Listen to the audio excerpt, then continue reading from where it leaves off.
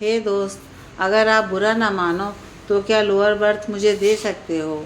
माने एक्सचेंज कर सकते हो? अरमान ने इतना सुनते ही उसको देखा और पाया कि एक उसके ही उम्र का लड़का खड़ा मुस्करा रहा था। उसने अरमान को देखते हुए पाकर एक प्यारी सी मुस्कुराहट के साथ बोला, असल में मेरी पत्नी मेरे साथ है। उसका लोअर बर्थ है और मेरा ऊपर वाला बर्थ है। इसलिए अगर उसने बात आधी छोड़ दी, पर अरमान समझ गया कि वह क्या कहना चाहता है।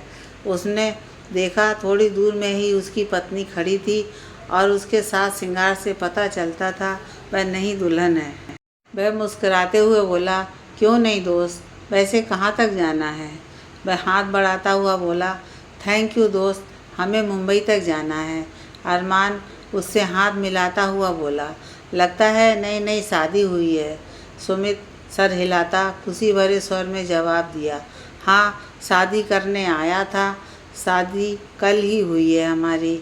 अब घर वापस जा रहा हूँ। अरमान ने सर हिलाया और बोला, मैं थोड़ी देर में ऊपर बर्थ पे चला जाऊँगा। सुमित ने सामने वाली बर्थ पे बैठते हुए अपनी पत्नी को इशारा किया बैठने को।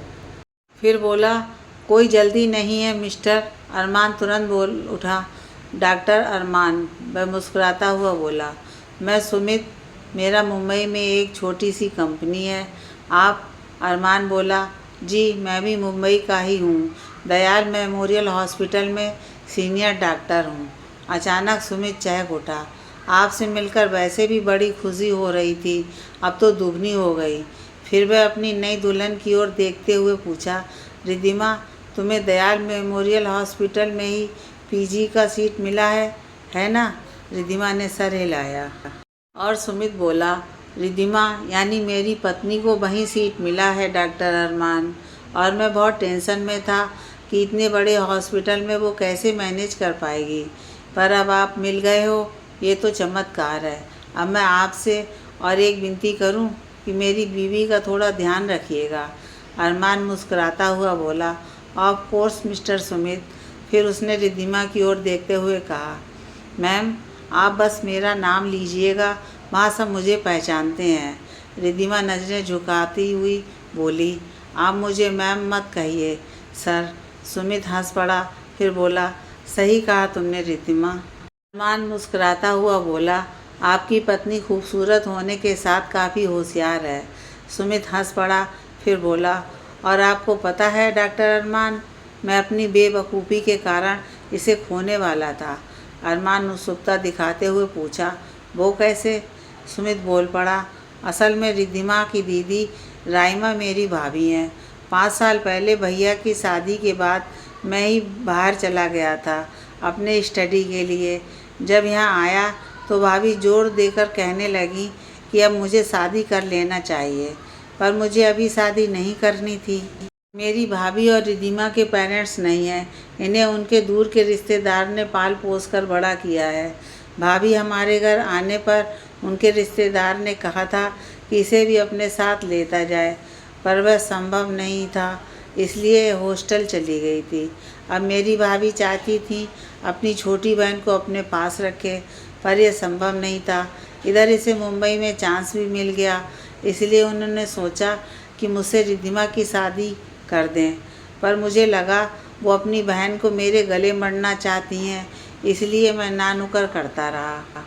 आखिरकार भाभी ने अपनी कसम देकर इससे मिलने को भेजा और पहली नज़र में ही मैं इस पर फिदा हो गया।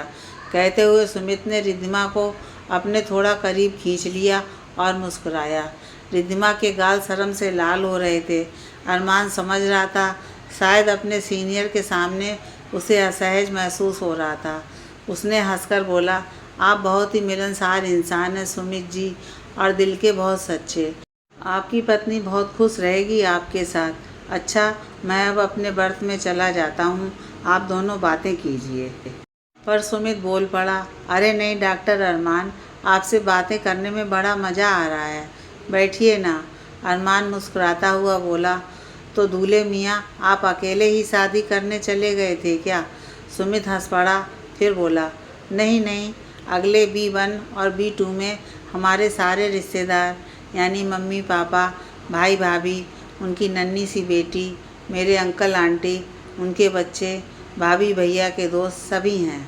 मैंने जानबूझकर अपना कंपार्टमेंट अलग लिया था, वरना ये तो वहाँ शर्म के मारे अपना सर भी नहीं उठाएगी और हमारे रिश्तेदार पूरी जर्नी में हमें छेड़ते रहेंगे। अरमान हंसते हुए बोला, आप तो काफ़ी स्मार्ट हैं सुमित जी, पर अब मैं क्यों कबाब में हड्डी बनूं? सुमित हो करके हंस पड़ा, फिर बोला, वैसे भी हम सिर्फ बातें ही करेंगे, प्यार व्यार करने से तो रहा। अभी देखो आप मेरी भाभी कैसे धमकेंगी और रिद्धिमा के मेरे पास बैठने पर भी छेड़ेंगी। टीटी आने पर अरमान उठकर बैठ गया। उससे कुछ बातें की, फिर सुमित के पास आकर बोला, आपकी प्रॉब्लम का समाधान कर दिया मैंने। यहाँ ऊपर के दोनों बर्थ खाली होंगे क्योंकि एक में कोई आया नहीं और दूसरे में मैं था। मैं अगले वाले में चला जाता हूँ। सुमित ने खुश होकर अपने सारे दांत निकाल दिए और रिद्धिमा शर्मा गई। अरमान अपना बैग लेकर जाने वाला था कि सुमित बोल पड़ा, थोड़ी देर रुक जाइए ना डॉक्टर अरमान, आपसे बातें करके अच्छा लग रहा है। अरमान मुस्कुराते हुए बैठ गया और सुमित बातें करने लगा। अरमान समझ गया कि ये बंदा खूब बातें करता है। वह उस सरल सीधा इंसान की बातों का मज़ा लेने लगा। रिद्धिमा चुपचाप खिड़की से बाहर देख रही थी। अरमान को लगा वह थोड़ा कम बोलती है। अरमान ने ख्याल किया कि थोड़ी देर बाद सुमित के रिश्तेदार उसे कॉल करके दूसरे कंपार्टमेंट में बुला रहे थे और इससे सुमित खींच रहा था। अरमान को बड़ा मज़ा आ रहा था उसकी हालत देखकर। बेचारा अपनी नई नवेली दुल्हन के पास थोड़ी देर चैन से बैठ भी नहीं पा रहा था और बुलावा आ रहा था। अरमान समझ रहा था कि उसके रिश्तेदार जानबूझकर सुमित को सताने के लिए कर रहे थे। कुछ देर बाद एक खूबसूरत लेडी वहाँ हाथ में एक बड़ा सा पैकेट लेकर आ गई और सुमित को संबोधन करते हुए बोली, सुमित, मम्मा ने आपको कॉल किया और आप नहीं गए। रिद्धिमा बोल उठी, दी वो गए थे ना। सुमित इधर उधर देखने लगा तो उसकी भाभी उसके सिर पर चपत लगाते हुए बोली, तुझे दिखाने के लिए यहाँ से गया और बीच रास्ते से ही लौट आया, बदमाश। सुमित मुंह फुलाता हुआ बोला, भाभी आप लोगों को प्रॉब्लम क्या है? कभी पापा, कभी मम्मा, कभी भाई, कभी आप और कभी मामा जी, कभी मामी जी फ़ोन करके बुला रहे हैं। थोड़ी देर अपनी पत्नी के पास बैठने भी नहीं देते आप लोग। भाभी आंखें दिखाती हुई बोली, पत्नी के पास रहना है बदमाश? जब शादी के लिए कहा था तो आप ही मना कर रहे थे ना। सुमित मासूम चेहरा बनाता हुआ बोला, जब गले बांध दी है तो निभाना तो है, वरना आप ही कहोगे आपकी बहन का ख्याल नहीं रखा। भाभी ने सुमित का कान मरोड़ते हुए कहा, अच्छा तो गले बांध दी है, मन में तो लड्डू फूट रहे हैं। सुमित हंसते हुए भाभी का हाथ पकड़कर चूम लिया और बोला, थैंक यू भाभी, मेरी लाइफ खूबसूरत बनाने के लिए। सबके सामने तो बोल नहीं पाया था। भाभी उसके सर पर हाथ फेरते हुए बोली, थैंक यू तो मुझे बोलना चाहिए सुमित कि तुमने इससे शादी के लिए हाँ की है। मुझे तो हरदम डर लगता था कि पता नहीं मेरी रिद्धिमा का पति कैसा होगा, कौन होगा। ये शादी के बाद मुझसे दूर चले जाएगी, पर अब ये मेरे आँखों के सामने रहेगी और मैं जानती हूँ तुम इसे बहुत खुश रखोगे ना सुमित। सुमित मुस्कुराता हुआ बोला, अगर नहीं रखा तो आप मेरी पिटाई करना, ठीक है ना। अरमान देवर भाभी की बात सुनकर मुस्कुरा रहा था। तभी सुमित उसका परिचय कराते हुए बोला, भाभी ये डॉक्टर अरमान है, दयाल हॉस्पिटल में सीनियर डॉक्टर हैं। आपकी दूसरी चिंता भी दूर हो गई, ये वहाँ रिद्धिमा का ख्याल रखेंगे। भाभी मुस्कुराती हुई बोली, हेलो डॉक्टर अरमान, आपका मैं दिल से आभारी होंगी। मेरी इस छोटी बहन का ज़रा ख्याल रखेंगे तो। अरमान मुस्कुराते हुए बोला, उसे वहाँ कोई तकलीफ़ नहीं होगी भाभी, आप चिंता ना करें। भाभी खुश होती हुई बोली, आपने तो मुझसे देवर का रिश्ता भी बना लिया, कभी आइएगा हमारे घर। अरमान ने हाँ में सिर हिलाया। भाभी रिद्धिमा की ओर देखते हुए बोली, रिद्धिमा मैंने तुम लोगों का खाना यहाँ ला दिया है, आलू के पराठे, गाजर का हलवा, मटर पनीर, दाल मखनी और रायता। तू और सुमित खा ले और हाँ अपने सीनियर सर को भी खिलाना ज़रूर। और सुमित खाने के बाद एक बार वहाँ आना, मम्मा को आपसे कुछ ज़रूरी बातें करनी है। सुमित सैल्यूट मारते हुए बोला, ओके बॉस, जैसा आपका हुक्म। अरमान और भाभी दोनों हंस पड़े, जहाँ रिद्धिमा मुस्कुरा उठी। भाभी के जाने के बाद रिद्धिमा ने प्लेट में सारे डिशेस भर के सुमित को 2 प्लेट दिए और अरमान को देने का इशारा किया। सुमित एक प्लेट अरमान की ओर बढ़ाते ही अरमान बोल पड़ा, अरे नहीं, मैंने खाना ऑर्डर कर दिया है, अभी आता होगा। सुमित ज़बरदस्ती प्लेट अरमान के हाथ में थमाते हुए बोला, जो ऑर्डर किया है मुझे पता है कितना घटिया होता है, आपको हमारा साथ देना ही होगा, वरना हमें बहुत दुख होगा, है ना रिद्धिमा? रिद्धिमा सिर हिलाते हुए बोली, जी लीजिए ना। खाना खाने के बाद अरमान सोने के लिए अपना सामान लेकर जाने की तैयारी कर रहा था कि सुना रिद्धिमा सुमित से कह रही थी, मम्मा ने आपको बुलाया है। सुमित कह रहा था, छोड़ो ना, मम्मा भूल गई होंगी, हम मोबाइल ऑफ कर देते हैं। रिद्धिमा बोली, पर दी ने कहा कोई इम्पोर्टेंट बात है। सुमित उसके हाथों को अपने हाथ में लेता हुआ बोला, भैया है ना, वो संभाल लेंगे, तुम्हें छोड़कर जाने का मन नहीं है मेरा। ठीक तभी सुमित की भाभी अपनी नन्ही सी बच्ची को गोद में लेकर वहाँ हाजिर हो गईं और बोली, सुमित खाना हो गया, मम्मा बुला रही हैं। सुमित बुदबुदाया, आ गई आफत। उसकी बुदबुदाहट सुनकर अरमान मुस्कुरा उठा, जहाँ भाभी आंखें तरेड़ते हुए पूछी, क्या बोला? सुमित एक लंबी सांस भरते हुए बोला, कुछ नहीं मेरी माँ, चलिए। फिर अरमान की ओर देखते हुए बोला, डॉक्टर अरमान, आपको थोड़ी और कष्ट देना चाहूँगा, जब तक मैं ना आ जाऊँ प्लीज़ मेरी पत्नी का ख्याल रखिएगा। भाभी बोली, अरे उनको सोने जाने दो, रिद्धिमा अकेली रह सकती है।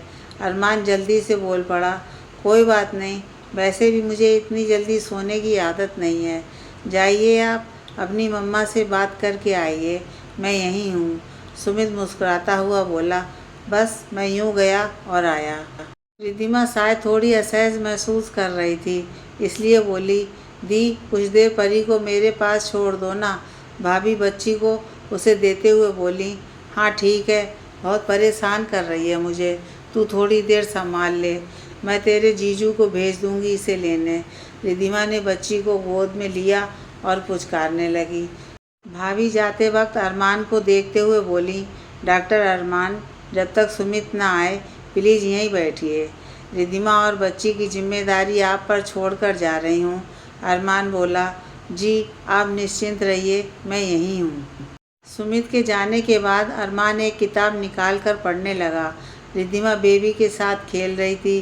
कुछ ही देर में बच्ची सो गई तो अरमान को लगा रिद्धिमा बोर हो रही है, इसलिए उसने बात करना प्रारंभ किया, तो रिद्धिमा जी, नया घर है, नई जगह है, नए लोग, थोड़ी घबराहट तो हो रही होगी आपको। रिद्धिमा मुस्कुराते हुए बोली, नहीं, असल में मैं तो छुट्टियों में आती रहती थी, इसलिए सबको पहचानती हूँ। अंकल आंटी यानी मेरे सास ससुर मुझे बहुत प्यार करते हैं और जीजू तो अपनी बहन जैसा ही मानते आए हैं। मैं भी चाहती थी दी के पास ही रहूं, बस सुमित के हाँ कहने की देर थी। अरमान बोला, सुमित बहुत अच्छा इंसान है, आपका बहुत ख्याल रखेगा। रिद्धिमा थोड़ी चुप रही, फिर बोली, अगर बुरा न माने तो पूछ सकती हूँ, आपके घर में कौन कौन है? अरमान मुस्कुराता हुआ बोला, हाँ ज़रूर, मेरे पेरेंट्स हैं, मेरे भैया डॉक्टर सुभाकर और मेरी भाभी डॉक्टर कीर्ति हमारे हॉस्पिटल में है, मैं उनसे भी आपको मिलाऊंगा। रिद्धिमा बोली, थैंक यू डॉक्टर अरमान, आप जिस तरह उनके बारे में बता रहे हैं लग रहा है उनसे आप बहुत प्यार करते हैं। अरमान मुस्कुराते हुए बोला, जी मैं अपनी फैमिली से बहुत प्यार करता हूँ। रिद्धिमा थोड़ी चुप रही, फिर बोली, और कोई नहीं है? अरमान उसके कहने का अर्थ समझते हुए मुस्कुराते हुए कहा, अगर आपका इशारा मेरी पार्टनर की तरफ है तो जी नहीं, मैंने अभी तक शादी नहीं की है और ना इस झमेले में पड़ना चाहता हूँ। मैं शायद 1 आध महीने में यूके चला जाऊँ वहाँ फेलोशिप करने। रिद्धिमा बोल उठी, ओह ऑल द बेस्ट डॉक्टर अरमान। अरमान ने मुस्कुराते हुए थैंक्स कहा। दोनों कुछ देर चुप रहे, मानो बात करने के लिए कोई नया टॉपिक ढूंढ रहे हों। तभी बेबी उठ गई और रोने लगी। रिद्धिमा चुप कराने की कोशिश कर रही थी पर विफल थी। अरमान बोल उठा, दीजिए मुझे, मैं कोशिश करता हूँ, अगर चुप हो जाए। रिद्धिमा उठकर अरमान के बेड तक आई और अरमान ने बेबी को उसकी गोद से लिया और अचानक जोरों की आवाज़ आई, मानो बादल गरज उठे हों या सर पर आसमान टूट पड़ा हो। धम धड़ाम धड़म, ग्लास धम। ट्रेन एक झटके से साथ रुक गई। अरमान को ऐसा महसूस हुआ मानो उसके कान के पास बारूदों का ढेर फट गया हो, या ज्वालामुखी फटा, या बड़ी बड़ी चट्टानें एक साथ टकरा गई हों। अरमान के आंखों के सामने जैसे सारी दुनिया हिल गई और चारों तरफ अंधेरा छा गया। उसने ज़ोर से चिल्लाया, रिद्धिमा, और उसे बचाने के लिए अपनी ओर खींच लिया, पर तभी उसका सर सामने वाले बेड से टकराया और एक पल में वह अपने होश गंवा बैठा। अरमान ने बड़ी मुश्किल से अपनी आंखें खोलीं, पर सब धुंधला दिख रहा था। उसने शायद याद करने की कोशिश की और याद आते ही उसके मुंह से कराह के साथ निकला, सुमित, रिद्धिमा। उसने उठने की कोशिश की कि तभी किसी ने उससे कहा, नहीं नहीं, उठने की कोशिश मत कीजिए, आपके सर से बहुत खून निकल चुका है, 10 स्टिच लगी हैं, चुपचाप लेटे रहिए। अरमान ने देखा वह किसी हॉस्पिटल में था। उसने पूछा, क्या हुआ था? उस डॉक्टर ने कहा, एक भयानक दुर्घटना, पटरी के फिश प्लेट निकाल दिए गए थे, जिससे ट्रेन पटरी से उतर गई और उलट गई थी। आपके सर में लोहे की छड़ घुस गई थी और दाहिने पैर की हड्डी टूट गई थी। बहुत खून बह चुका है, आज 4 दिन बाद आपको होश आई है। अरमान के सर में असहनीय दर्द हो रहा था और वह कुछ सोचने की अवस्था में नहीं था। उसने अपनी आंखें बंद कर लीं। उसने डॉक्टर की आवाज़ सुनी, आप बहुत भाग्यशाली हैं मिस्टर कि आपकी पत्नी और बच्ची दोनों ठीक हैं। आपकी पत्नी की कुछ हड्डियां चटकी हैं, 1-2 सर्जरी करनी पड़ी हैं, पर जल्दी ही ठीक हो जाएंगी, और बच्ची को तो खरोंच तक नहीं आई। अरमान इतना सुनकर चौंक गया। उसने पूछा, डॉक्टर, और बाकी लोग? आपके रिश्तेदार दूसरे कमरे में थे क्या? डॉक्टर ने चिंतित स्वर में पूछा। अरमान ने धीरे से कहा, दोस्त, मुझे ये बताते हुए बहुत दुख हो रहा है कि 5 बोगियां बिल्कुल चकनाचूर हो गई हैं। असल में आपकी बोगी रेलवे ट्रैक के दूसरी तरफ पलट गई थी। B1, B2, S1, S2, S6 railway track पर गिरी, जहाँ एक मालगाड़ी बहुत स्पीड से आ रही थी और दुर्भाग्यवश वह उन बोगियों को चीरती हुई उनके अंदर घुस गई। कोई भी जिंदा नहीं बचा इन बोगियों में। अरमान की आंखों से आंसुओं की धारा गंगा यमुना बनकर बह चली।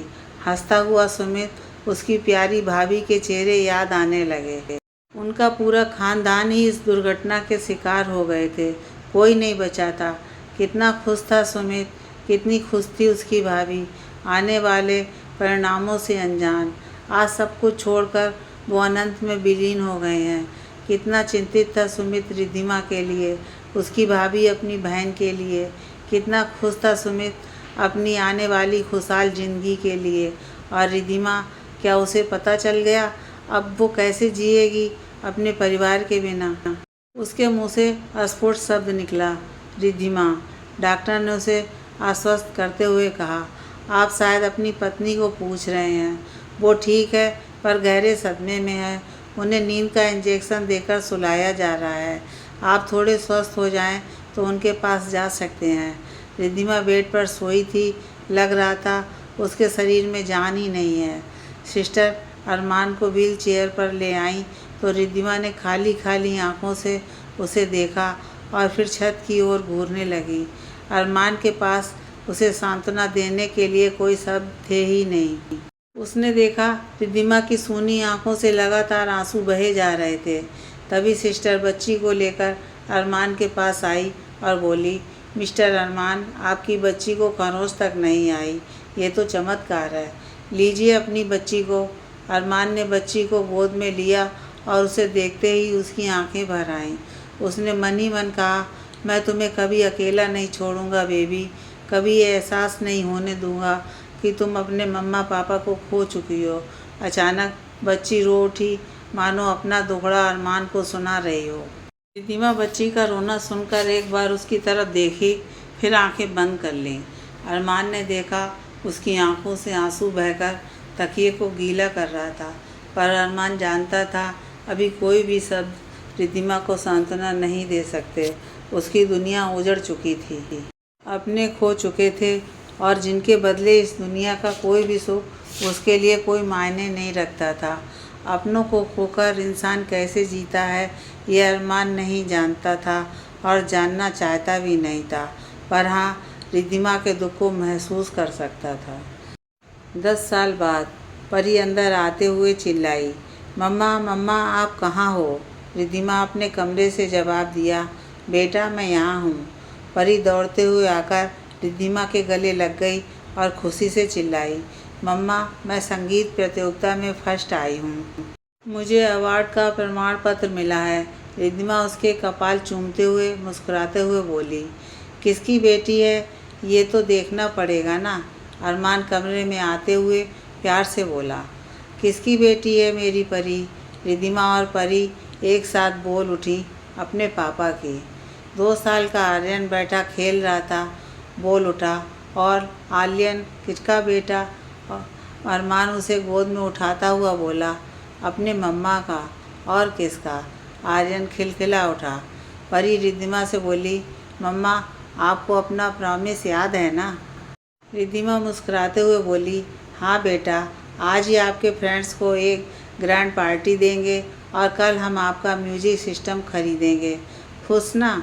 परी खुशी से कूदते हुए बोली, मैं दादा दादी को बताकर आती हूँ। आर्यन अपना हाथ बढ़ाता हुआ बोला, दादा दादी? परी उसे गोद में उठाते हुए बोली, चलो भैया हम दादा दादी के पास चलेंगे। उसके जाने के बाद अरमान रिद्धिमा के करीब आता हुआ बोल पड़ा, थैंक यू रिद्धिमा। रिद्धिमा उसे देखते हुए पूछी, किस बात की?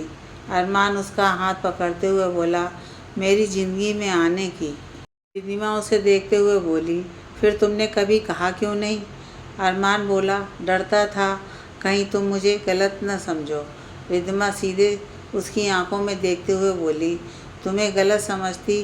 जिसने मुझे और परी को सहारा दिया, मेरे दुख को भुलाने का हर प्रयत्न किया, और कोई होता या तो मुझे और परी को अकेला छोड़कर चला जाता या मेरा फ़ायदा उठाता, पर तुमने मुझे एक अमानत की तरह संभाल कर रखा, अपने परिवार से मिलाया।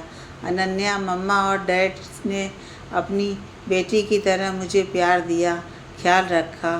कीर्ति दी और जीजू ने हर वक्त मेरा साथ दिया, मुझे भरोसा दिया कि मैं अकेली नहीं हूँ।